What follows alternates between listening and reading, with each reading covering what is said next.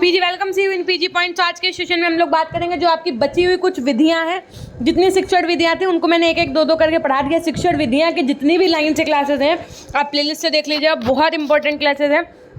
हाँ, तो ज़्यादा कुछ बकवास ना करते हुए क्या हम बकवास करते हैं? नहीं बकवास नहीं करते, मतलब वो टेलीग्राम ये सब क्या कहते हैं, सब चीज़ें तो रोज़ पता ही है आपको। शुरू करेंगे योजना पद्धति प्रोजेक्ट मेथड। आइए फटाफट से एक बार शेयर कर दीजिए। शिक्षा जगत में योजना यानी प्रोजेक्ट शब्द का सबसे पहले प्रयोग कब हुआ था? तो सन 1990 में कोलंबिया विश्वविद्यालय के प्रोफेसर रिचर्ड्स ने किया था। इस विधि का प्रयोग उस स्थान पर किया जाता है जहां बच्चे को वास्तविक समस्या की योजना स्वयं अपनी बनानी होती है और साथ ही यह निश्चित करता है कि उसे समस्या हल में किन किन पदों का प्रयोग करना पड़ेगा और इस प्रकार वो उस समस्या का हल करता है। तो पहली बात तो यहाँ से आपको क्या सीखना है कि सबसे पहले कब लाई गई? तो 1990 में कोलंबिया विश्वविद्यालय के किस प्रोफेसर ने? प्रोफेसर रिचर्ड्स ने किया था। ठीक है, ये बहुत इंपॉर्टेंट है, याद रखिएगा। योजना विधि का जन्म देने का श्रेय प्रसिद्ध शिक्षा शास्त्री आपके किलपैट्रिक को जाता है। अगर पूछा जाए कि योजना विधि को जन्म देने का श्रेय किसको जाता है तो आप बताएंगे प्रसिद्ध शिक्षा शास्त्री किलपैट्रिक को जाता है। किलपैट्रिक कौन थे? तो किलपैट्रिक आपके अमेरिका के प्रसिद्ध दार्शनिक एवं शिक्षा शास्त्र एवं दार्शनिक थे, मतलब फिलोसफर थे, और शिक्षा शास्त्री आपके जॉन डीवी के शिष्य थे। कौन शिष्य था? तो किलपैट्रिक जो रहे वो आपके शिक्षा शास्त्री जॉन डीवी के शिष्य थे, जो कोलंबिया विश्वविद्यालय के शिक्षा शास्त्र के प्राध्यापक थे। उनका मानना था कि शिक्षा को वास्तविक जीवन की गहराई में प्रवेश करना चाहिए। किलपैट्रिक के अनुसार बताया गया कि प्रोजेक्ट वह सहृदय पूर्णता कारण अभिप्राय युक्त क्रिया उद्देश्य पूर्ण क्रिया कार्य है जो पूर्णता लग्न और सामाजिक पर्यावरण में किया जाता है।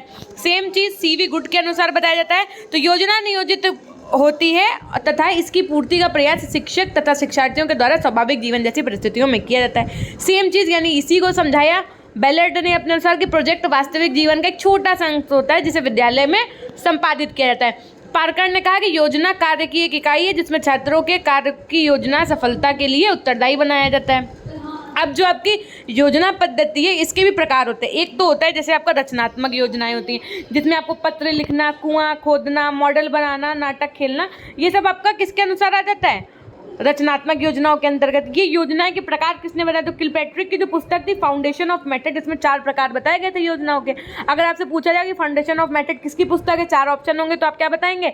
किलपैट्रिक की पुस्तक है। अगर बहुत ज़्यादा घुमाया तो वो पूछ सकते हैं कि किलपैट्रिक किसके शिष्य थे? तो जॉन डीवी के थे। Foundation of method John Dewey के किस विद्यार्थी की पुस्तक थी? तब भी आप क्या बताएंगे?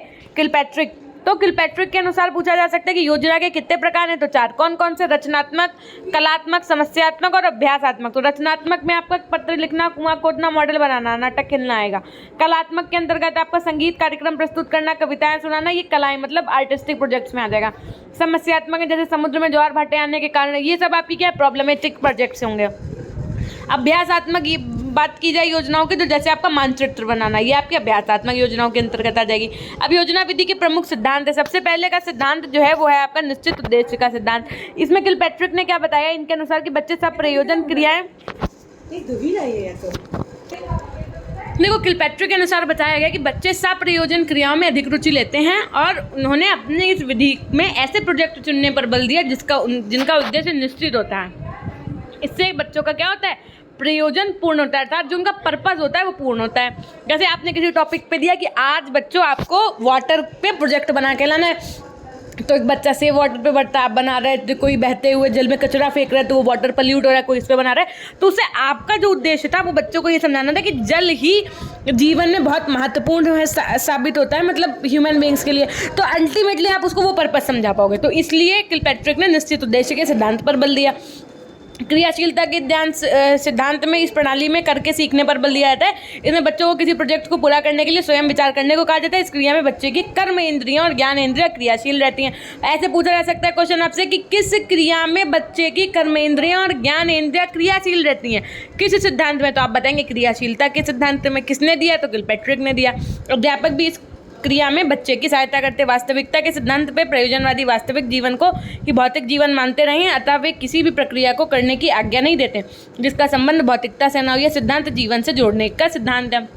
इसी तरीके से आपका अनुभव का सिद्धांत जो है वो योजना पद्धति में छात्र स्व अनुभव द्वारा मतलब खुद से करके सीख जाए, ऐसा उसको फिर उसके बाद प्रिंसिपल ऑफ कोरिलेशन यानी समन्वय का ज्ञान, यानी कि आपको एक प्रोजेक्ट बनाए, दूसरा प्रोजेक्ट बनाए तो पहले वाले की जो दूसरे वाले में समस्या आ रही वो पहले वाले जब आपने प्रोजेक्ट बनाया उससे सॉल्व हो जाए। ये सब चीज़ें क्या होती है जो एक दूसरे से संबंधित होती हैं। मितव्ययिता का सिद्धांत मतलब कम खर्च पर आधारित जो सिद्धांत होते हैं। सामाजिकता का सिद्धांत जैसे आपका सहयोग, संयम, इन सब का बच्चों के अंदर उदय हो जाए जिन क्रियाओं को करने से, जिन प्रोजेक्ट्स को बनाने में, उसको आप क्या कहेंगे, सामाजिकता का सिद्धांत। योजना पद्धति के स्वरूप या पद की बात की जाए, नेचर और स्टेप्स ऑफ प्रोजेक्ट मेथड की बात की जाए, सबसे पहले होता है आपका परिस्थिति उत्पन्न करना यानी क्रिएटिंग द सिचुएशन। शिक्षक द्वारा परिस्थिति का निर्माण करना योजना पद्धति का प्रथम पद है। अगर आपसे पूछा जाए योजना पद्धति का प्रथम पद कौन सा है तो आप बताएंगे परिस्थिति का निर्माण करना। वहाँ पे आपके पास 4 ऑप्शन होंगे। शिक्षा से विद्यार्थी के सामने ऐसी परिस्थिति उत्पन्न करना जिसमें उस दैनिक जीवन से संबंध रखने वाली किसी समस्या को पूरा करने की रुचि उत्पन्न होती है, जिससे वे स्वयं ही किसी समस्या को शिक्षक के सामने रखते हैं। योजना के चयन की बात की जाए अगर, तो अब पहले तो आपने समस्या का चयन किया कि भाई क्या प्रॉब्लम है, अब आप योजना का चयन करो ना कि किस योजना के माध्यम से उसको सॉल्व करवाना है। फिर योजना का नियोजन करो कि ये योजना कैसे कैसे लगेगी। उसके बाद में उस योजना को क्रियान्वित करना, एग्जीक्यूट करना कि हाँ अब बच्चा उसको एग्जीक्यूट करेगा। उसके बाद में उस बच्चे ने उस कार्य को ठीक से किया कि नहीं किया, ये विद्यार्थी और टीचर एवेल्युएट करेगा। उसके बाद में योजना की एक रिपोर्ट तैयार करनी पड़ेगी आपको। इसके गुण क्या है कि ये प्रणाली जो है वो आपकी मनोवैज्ञानिक सिद्धांत पर होती है। छात्रों को अपनी रुचि के अनुसार कार्य करने की एवं चुनने की स्वतंत्रता होती है। प्रोजेक्ट बच्चों के वर्तमान के भविष्य की क्रियाओं से संबंधित होते हैं। साथ में इस प्रणाली में स्वतंत्र पाठ्य विषयों और क्रियाओं के प्रोजेक्ट के माध्यम से इकाई के रूप में विकसित किया जाता है। इस प्रणाली में बच्चे किसी प्रोजेक्ट को सामूहिक रूप से कर सकते हैं। और अब इस के जो दोष हैं वो देखो ये हैं कि भाई इस प्रणाली में क्रमबद्ध शिक्षण असंभव है। काम चोरी के अवसर अधिक होते हैं कि बच्चा अरे आज नहीं कल बनाएंगे, परसों नहीं नरसों बनाएंगे। समय व शक्ति का दुरुपयोग होता है। प्रोजेक्ट कार्य जो है वो आसानी से पूरा नहीं हो सकता है आपका, है ना, उसमें बहुत लोगों की हेल्प लगती है। मूल्यांकन कार्य कठिन होता है, साथ में उसमें रुपए का भी बहुत ज़्यादा एक्सपेंडिचर्स हो जाते हैं ना। और उसके बाद में योजना विधि को सफल बनाने हेतु कुछ सुझाव दिए इन्होंने कि अगर आपको उसको सफल बनाना है तो कैसे बना सकते हैं। तो सबसे पहले इस विधि में विद्यार्थियों की शारीरिक श्रम के प्रति निष्ठा उत्पन्न हो सके, इसके लिए अध्यापक को प्रयत्नशील रहना आवश्यक है। इस विधि में अध्यापकों को छात्रों द्वारा योजना का चुनाव करते समय उसके शैक्षिक महत्व एवं उद्देश्यता पर ध्यान देना चाहिए। इस विधि की सफलता के लिए पूर्व नियोजन होना आवश्यक है। साथ में इस योजना के क्रियान्वयन में शिक्षक का पथ प्रदर्शन विद्यार्थियों के समय समय पर मिलना चाहिए। एज अ टीचर आपको बच्चों को वो बीच बीच में पिंच करते रहना चाहिए कि ये बेटा ऐसे नहीं ऐसे करोगे तो ज़्यादा बेहतर होगा, ऐसे नहीं ऐसे करो। और साथ में ऐसी विधि में छात्र के द्वारा की जाने वाली क्रिया कम खर्चीली भी होनी चाहिए। अब देखिए मस्तिष्क उद्वेलन विधि, अब इसके बारे में पढ़ेंगे। ब्रेन स्टॉर्मिंग मेथड, इस विधि का प्रतिपादन करने का श्रेय किसको जाता है? एलेक्स एस ऑसबर्न को जाता है। जितनी भी विधियां हैं उसका श्रेय किसको जाता है? किसने उसका निर्माण किया, कब किया, कहाँ किया, ये याद रखना ही रखना है चाहे जैसे, है ना।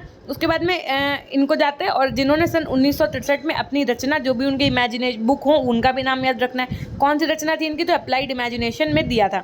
ये एक प्रजातांत्रिक विधि, आपसे पूछा जा सकता है कि मस्तिष्क उद्वेलन विधि कैसी है, तो ये आपकी एक प्रजातांत्रिक विधि है।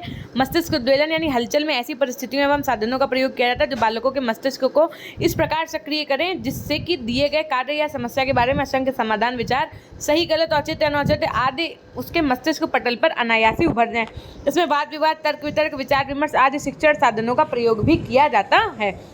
इस विधि में छात्रों को समस्या दी जाती है तथा छात्रों की समस्या समाधान करने के लिए कहा जाता है। बच्चों को आप एक प्रॉब्लम दो, उसका वो सॉल्यूशन करें। समस्या समाधान से संबंधित जो भी विचार जिस छात्र के दिमाग में आते हैं वे उन्हें प्रस्तुत करते रहते हैं। भाई सबका सोचने का तरीका अलग होता है, तो सबके बच्चों के दिमाग में अलग अलग विचार आते रहते होंगे।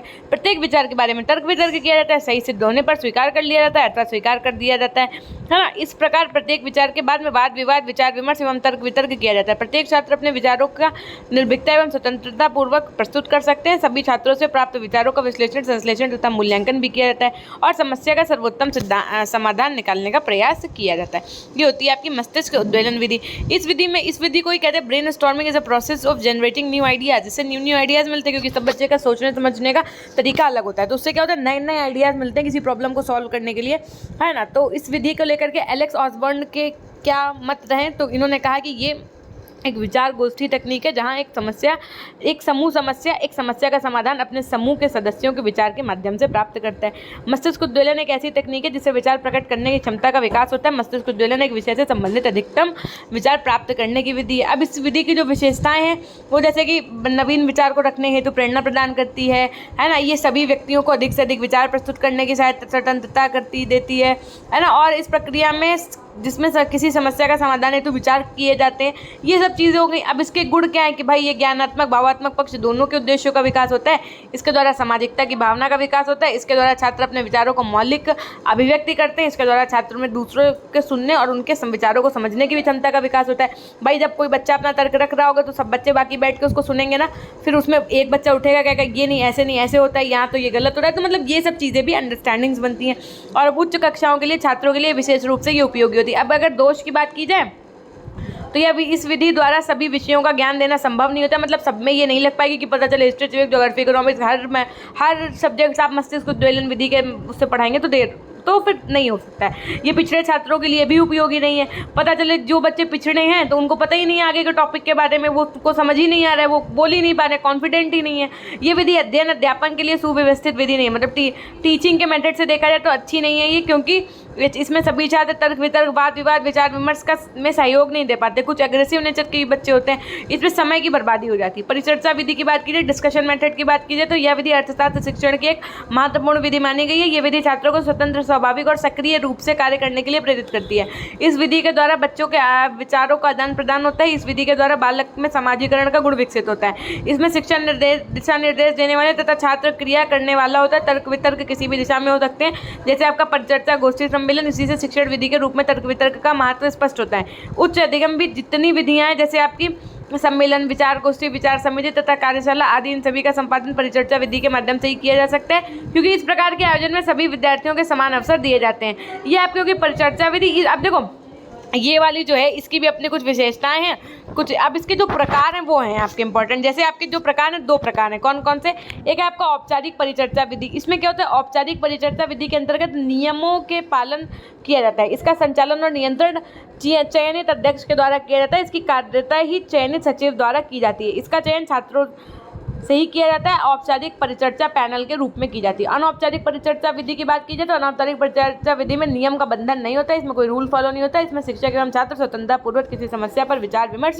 करते हैं। इसका उद्देश्य छात्रों को स्वतंत्रतापूर्वक अपने विचारों को व्यक्त करने में प्रशिक्षित करना है और इस विधि में शिक्षक नेतृत्व करता है तथा छात्रों को सीखने के लिए तैयार करता है। अब इसके भी अपने गुण होते हैं। इसमें छात्र निश्चित उद्देश्य से दूर नहीं होते हैं, छात्र नियंत्रित होकर स्वानुशासन सीख लेते हैं और विधि छोटी कक्षाओं और बड़ी कक्षाओं दोनों के लिए ही उपयोगी होती है ना। अब हर चीज़ के दोष भी है कि भाई ये विधि छोटी कक्षाओं के लिए अधिक उपयोगी है, मंदबुद्धि बालकों का लाभ नहीं हो पाता है, इसमें समस्या का पूरा रूप से सदुपयोग नहीं हो पाता है। ये सब इसमें क्या होते हैं, लाभ होते हैं, बच्चों के अंदर कन्फ्यूजन्स पैदा हो जाती है। और उसके बाद परिचर्चा आयोजन विधि हेतु जो सुझाव दिए गए कि अगर आपको ये करना है तो किन बातों का आपको ध्यान रखना चाहिए एज अ टीचर।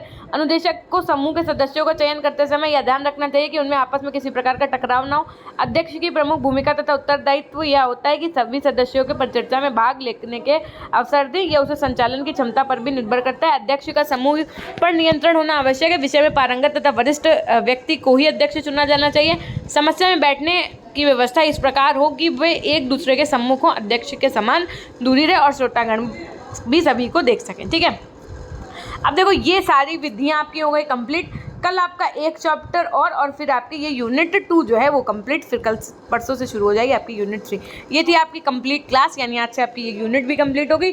सारी शिक्षण विधियां जो पढ़ाई हैं सब मोस्ट इंपॉर्टेंट है। PDF आपको हम ऐप पे प्रोवाइड कर देंगे इनकी बुक्स की, तो आप आराम से पढ़ लीजिएगा। ठीक है, और बहुत बहुत सारा ऑल द बेस्ट। पढ़ाई करते रहिए, हमेशा खुश रहिए, मुस्कुराते रहिए, कभी अपने लिए तो कभी अपनों के लिए। Till then take care, bye bye.